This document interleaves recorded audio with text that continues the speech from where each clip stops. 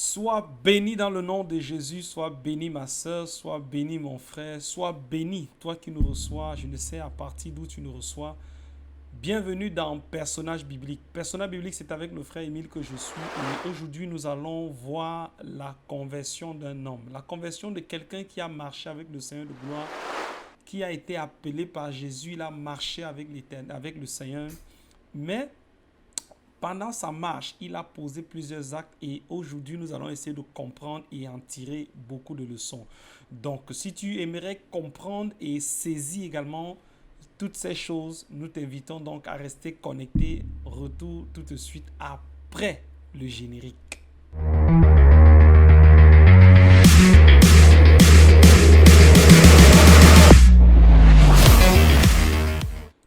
Sois béni encore une fois de plus, sois béni ma soeur, sois béni mon frère. Donc nous allons nous allons aller comprendre notre thème. Notre thème aujourd'hui, c'est sur la conversion de Simon-Pierre. La conversion de Simon-Pierre, c'est le thème de notre personnage biblique d'aujourd'hui. Et nous allons d'abord aller comprendre qui était Simon-Pierre. Nous allons voir qui était-il. Et la Bible nous enseigne que Simon-Pierre, en fait, c'était un apôtre. Donc, c'est quelqu'un qui a marché avec Jésus. C'est quelqu'un qui marchait avec Jésus, qui a été appelé. Il a marché avec Jésus. Donc, Simon-Pierre était simplement un apôtre. Donc, Simon également était connu sous le nom de Pierre. Nous connaissons tous ce nom. Pierre, Pierre, tu es Pierre, sur toi, je bâtirai mon église. Et voilà, nous connaissons Pierre. C'était lui. Donc, et c'était un pêcheur. Donc, sa profession avant son appel, c'était un pêcheur de poissons. Donc, c'est quelqu'un il était de la basse classe. Donc, c'est quelqu'un qui n'était pas riche. Il était pauvre. Donc, et si nous pouvons ajouter également, c'était quelqu'un qui n'était pas instruit. Donc, il n'avait pas fait de longues études, comme on va dire de nos jours, le doctorat, docteur, professeur. Non. C'était un pêcheur de poissons. Mais nous allons aller lire Matthieu chapitre. Nous allons tous aller lire Matthieu chapitre 16. Nous lirons les versets 21 à 22. Donc Matthieu chapitre 16, verset 21. La Bible dit dans verset 21, et là c'est Jésus qui est en train de parler. Donc nous allons d'abord essayer d'agrandir pour voir. Ici, là, nous rappelons que c'est Jésus qui est en train de parler. Jésus est en train de dire quelque chose. Il annonce à ses disciples et c'était sa mission, ce pourquoi il est même réellement venu sur terre. Il dit, dès lors, Jésus commença à déclarer à ses disciples qu'il fallait qu'il alla à Jérusalem et qu'il y souffrit beaucoup de la part des sénateurs et des principaux sacrificateurs et des scribes, et qu'il fut mis à mort et qu'il ressuscita le troisième jour. Donc Jésus était déjà en train de dire que voilà ce que je dois déjà faire. Le temps pour moi est venu d'aller à Jérusalem et je vais mourir et je vais ressusciter le troisième jour. Nous avons marqué ça en jaune pour rappeler que Jésus est en train de dire ici là qu'il va ressusciter le troisième jour. Et bien aimé, bien avant ça, nous rappelons que Jésus passait déjà le temps à rappeler, à dire à ses disciples qu'il va mourir, qu'il sera mis à mort. Pierre était disciple, donc il était là et il savait tout cela. Maintenant, nous allons continuer notre lecture au verset 22. Nous voyons que Pierre appelle Jésus de côté. Il tire Jésus de côté et il dit quoi Jésus? Il dit, à Dieu ne plaise, Seigneur, cela ne t'arrivera point. Maintenant, essayons de raisonner, parlons un peu sur le plan charnel. Disons que bon, quelqu'un te dit que je vais aller à Jérusalem, on va m'attraper, on va me tuer. C'est normal que quelqu'un vienne te dire, non, ça ne va pas t'arriver. Par la grâce de Dieu, ça ne va pas t'arriver. Mais ce qui se passe ici, c'est que Pierre regardait à la chair. Il ne comprenait pas les choses du Seigneur. Et c'est la raison pour laquelle, dans le Matthieu chapitre 16, verset 23, nous allons lire l'interpellation. Jésus dit quoi? Arrière de moi, Satan. Tu mets en scandale, car tes pensées ne sont pas aux choses de Dieu, mais à celles des hommes. Bien-aimés, lorsque nous lisons ceci, nous pouvons dire que le Seigneur était dur. Et nous pouvons dire que Pourquoi Jésus dit ça à Pierre? Qu'est-ce qu'il a fait? Il a voulu protéger Jésus. Il a voulu protéger son ami, son Seigneur, son compagnon de marche, Jésus, pour lui dire non. Mais Jésus réplique dans ce sens. Pierre pouvait dire, est-ce que je suis Satan, je suis le diable? Parce que Jésus voyait de manière spirituelle. C'était un combat spirituel. Il savait l'esprit qui était caché derrière et qui poussait Pierre à faire ces déclarations. C'est pour ça qu'il parlait à cet esprit, arrière de moi, Satan. Parfois, nous venons dans l'église, lorsque quelqu'un s'oppose à nous, nous traitons ces personnes de Satan. Non, cette personne n'est pas le diable. Mais l'esprit qui peut motiver cette personne peut être un mauvais esprit. Et Jésus va en disant quoi? Que, lisons bien. Jésus dit, tes pensées ne sont pas mes pensées. Jésus est en train de dire, tes pensées ne sont pas les pensées également de Dieu. Tes pensées ne sont pas les choses de Dieu, voilà, mais à celles des hommes. Ça, c'est ce que le Seigneur est en train de lui dire. Maintenant, nous allons encore aller lire, nous allons continuer notre lecture pour comprendre quelque chose d'autre. Amen. Voilà ce que le Seigneur dit à Jésus, à Pierre. Le Seigneur lui dit, je te dis en vérité, qu'aujourd'hui, cette même nuit, avant que le coq ait chanté 2 fois, tu m'auras régné 3 fois. Marc chapitre 14, verset 30. Lisons bien, parce que Jésus dit ceci, lisons bien. Avant que le coq n'ait chanté 2 fois, tu m'auras régné 3 fois. Ça, c'est ce que Jésus est en train de dire à Pierre. Et bien aimé, nous savons ce que Pierre a dit. Nous savons que Pierre a dit que cela ne sera pas possible. Je ne peux pas, même si tu pars à gauche, j'irai à droite. Tout ce que Pierre a dit. Maintenant, la Bible nous enseigne que lorsqu'on a donc attrapé Jésus, il y a une femme qui a reconnu Pierre. Nous allons tous aller voir quel a été le langage également de Pierre lorsqu'on l'a attrapé. Nous allons voir ce que Pierre a fait. La Bible nous enseigne que, et voyant Pierre qui se chauffait, cette femme, bien évidemment, elle le regarda en face et lui dit, toi aussi, tu étais avec Jésus de Nazareth. Mais écoutons bien ce que Pierre... Nous allons un peu agrandir pour voir ce que Pierre dit. Pierre dit quoi? Il dit, je ne le connais point et je ne sais ce que tu dis. Puis il sortit dans le vestibule et le coq chanta. La Bible nous enseigne qu'il est sorti et le coq a chanté pour la première fois. Ça pouvait bien être un signal dans l'air. Ça pouvait être un élément qui vient sonner le glas que, attention, qu'est-ce que le Seigneur t'avait dit? Mais Pierre ne s'est pas arrêté là. Allons-y, continuons notre lecture. La Bible dit que, et cette servante, dont la même femme, l'ayant encore vu, se mit à dire à ceux qui étaient. Cette fois-ci, la première fois, elle a dit seule. Mais elle n'est pas annoncée aux autres en disant que cet homme est de ces gens-là. Mais il le nia encore. Nous sommes dans Matthieu chapitre 14, versets 69 à 70 pour le moment.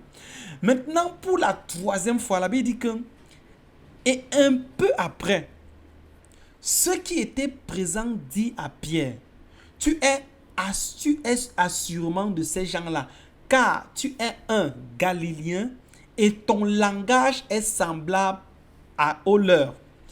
Bien-aimé, ce passage est formidable parce que nous faisons juste un petit commentaire avant de revenir. Ce passage est merveilleux. Pourquoi? Parce que la Bible nous dit que Pierre a été identifié par son langage. C'est vrai, il était galiléen. Mettons le côté des Galiléens, mettons ça de côté, mais il a été trahi par son langage. Et nous comprenons que l'enfant de Dieu a un langage. L'enfant de Dieu a une façon de s'exprimer. Tu ne peux pas dire que tu es un enfant de Dieu et tu es vulgaire dans ton langage. Non, ça ne passe pas. Tu ne peux pas dire que tu es un enfant de Dieu et tu parles mal aux gens. Non, ça ne passe pas. Tu ne peux pas dire que tu es un enfant de Dieu et tu insultes.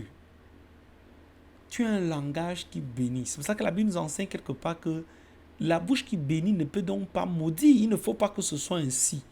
Un enfant de Dieu se reconnaît aussi par son langage. Par son langage. Et revenons donc dans notre lecture. La Bible nous dit clairement que c'est le langage de Pierre l'a trahi. Mais nous lisons quoi? Que Pierre fait quoi? Il commença à faire des imprécations et à jurer en disant: je ne connais point cet homme dont tu parles. Donc il a même juré. Il a juré en quel nom? Il a juré au nom de qui? Je vous assure que je ne connais pas cet homme. Je vous assure que je ne le connais pas. Pourtant, il a marché avec Jésus. Et Jésus lui a dit que tu vas me régner 3 fois. Prenons ce que Jésus a dit, nous mettons d'abord pour comprendre. Dans Marc chapitre 14, verset 30, Jésus a dit que tu vas me régner 3 fois. Maintenant, lorsque la chose s'est produite, donc quand il a régné Christ pour la 3e fois, ça veut dire que le coq a chanté. Le coq a chanté pour la 2e fois. Et qu'est-ce qui s'est passé? Pierre s'est repenti. Il a pleuré. Il a coulé beaucoup de larmes. Il a pleuré. Il a pleuré. Il a dit: Seigneur, aie pitié de moi. Et le Seigneur a eu pitié de lui. Parce qu'il n'a pas perdu son titre d'apôtre. Il n'a pas été déshérité. Et comme ça ne suffisait pas, après tout cela, Jésus est mort, Jésus est ressuscité, Jésus est allé au ciel. Il a commencé le ministère, voilà, nous connaissons l'évangélisation dans Actes chapitre 2, lorsque le Saint-Esprit est descendu, comment Pierre était fervent. Mais quelque chose s'est passé par la suite. Allons-y lire. Et ce qui s'est passé, c'est que Paul a repris Pierre, parce que Paul disait de lui qu'il se comporte comme un hypocrite. Allons-y lire. La Bible nous enseigne dans Galates chapitre 2, verset 11. La Bible dit, et c'est Paul qui parle ici là. Et il s'adresse à Pierre et dit: Or, quand Pierre vint à Antioche, je lui résistais en face parce qu'il méritait d'être repris. Mais quand je vis qu'il ne marchait pas droit selon la vérité de l'évangile, je dis à Pierre en présence de tous: si toi qui es juif, tu vis comme les gentils et non comme les juifs, pourquoi obliges-tu les gentils à faire comment? À judaïser. Ça veut dire que nous agrandissons. Ça veut dire ici là que il ne faisait plus les sacrifices. Donc il n'allait plus au temple. Couper, quand il pêche, il a pêché, il offre les bœufs, les oiseaux, les tourterelles, tout ce qu'on demandait. Il ne faisait plus ça. Pourquoi? Parce que le sacrifice parfait avait déjà été offert, qui est Jésus. Donc il n'avait plus besoin d'offrir cela. Et Paul le reprend donc, mais toi tu ne fais donc plus ces choses, mais pourquoi tu veux obliger les païens à se circoncire, à observer la loi? Il a été repris. Bien-aimés, nous admirons beaucoup l'humilité de Pierre également. Pourquoi? Parce que Paul, c'est quelqu'un qui vient. Paul, c'est un yéyé, entre guillemets, comme on dit souvent.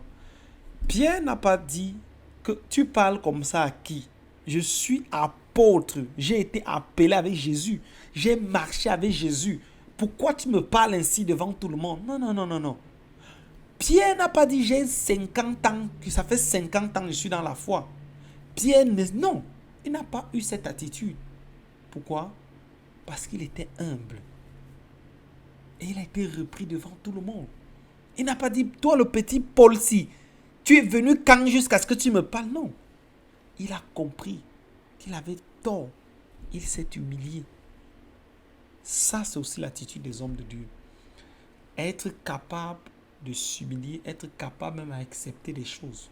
Ne pas brandir son titre, ne pas brandir ses années dans la foi, mais accepter lorsqu'on nous fait reprendre, à comprendre que je suis dans l'erreur. Et ça, c'est l'attitude également d'un vrai serviteur de Dieu, de quelqu'un qui a l'Esprit de Dieu, comme Pierre. Pierre avait l'Esprit de Dieu. Et le Seigneur l'a aidé dans ses faiblesses. Bien-aimés, nous allons maintenant passer à l'exhortation. Nous avons compris quelle était l'attitude de Pierre. Nous avons compris que Jésus lui a dit que tu vas me régner 3 fois. Et il a douté. Et il a régné. Nous avons compris même qu'il s'est opposé à un moment donné à Christ. Et Jésus a dit: arrête de voir Satan. Mais il était toujours là. Et il n'a pas quitté l'église. Il était toujours là. Nous avons compris que Paul l'a repris. Il n'a pas rappelé ses titres et tout ça. Il était toujours là. Et toutes ces choses nous permettent donc d'entrer dans notre transition, nous allons donc passer à la rubrique petite exhortation juste après cette courte transition. Allons donc revenir sur notre petite exhortation. Le thème de notre exhortation, c'est Jésus connaît tes faiblesses. Ne t'éloigne pas de lui. Jésus connaît tes faiblesses. Jésus connaît tes faiblesses, ma soeur. Il connaît tes faiblesses, mon frère. Jésus connaît tes faiblesses. Et le thème de cette petite exhortation, c'est Jésus connaît tes faiblesses. Ne t'éloigne pas de lui. Pourquoi? Parce que la Bible nous enseigne, nous allons tout de suite aller lire dans Matthieu chapitre 26, verset 34, la Bible dit quoi? Jésus lui dit, et ça c'est ce que le Seigneur est en train de parler, Jésus lui dit, je te dis en vérité que cette nuit même, avant que le coq n'ait chanté, tu m'auras régné 3 fois. Jésus connaissait quelles étaient les faiblesses de Pierre. Jésus savait pertinemment quelles étaient ses faiblesses, mais Jésus n'a pas déshérité Pierre. Jésus n'a pas chassé Pierre. Jésus n'a pas condamné Pierre. Jésus n'a pas dit à Pierre que parce que tu vas me régner là, alors j'enlève, tu n'es plus mon apôtre, je te mets de côté. Non. Jésus, qu'est-ce qu'il a fait? Il a aidé. Il le savait. Quelles étaient les faiblesses? Quelles sont tes faiblesses, bien-aimé? Quelles sont tes difficultés? Toi, tu connais tes faiblesses. Jésus connaît également tes faiblesses. Ne t'éloigne surtout pas de lui. Pierre, le cas de Pierre également nous rappelle quelqu'un qui peut être dans l'église. Il marchait avec le Seigneur. À un moment donné, il est tombé ou bien il a rétrogradé, comme on dit souvent. Il s'est éloigné de la présence du Seigneur et il croit que ce qu'il a fait est si grave que Jésus ne peut plus le récupérer. J'ai envie de rappeler à quelqu'un qu'au thème de cette exhortation, nous avons compris que Pierre a régné Christ 3 fois. Exactement comme Jésus lui a dit. Pierre même s'est opposé à un moment donné à la volonté de Dieu. On a dit arrête de moi Satan. Pierre a vécu comme un hypocrite même. Paul l'a repris publiquement. Pierre était un bon enfant de Dieu. Pierre a été un bon serviteur de Dieu. Pierre a été un bon apôtre. Pierre est mort pour le Seigneur. Je vais t'encourager, toi ma soeur, je vais t'encourager mon frère, que quel qu'en soit ce que tu as fait, ne t'éloigne jamais de la présence du Seigneur. C'est pourquoi la Bible nous enseigne également dans Hébreux chapitre 4, verset 15 que car nous n'avons pas un souverain sacrificateur qui ne puisse compatir à nos infimités. Au contraire, il a été éprouvé en toutes choses comme nous, mais sans péché.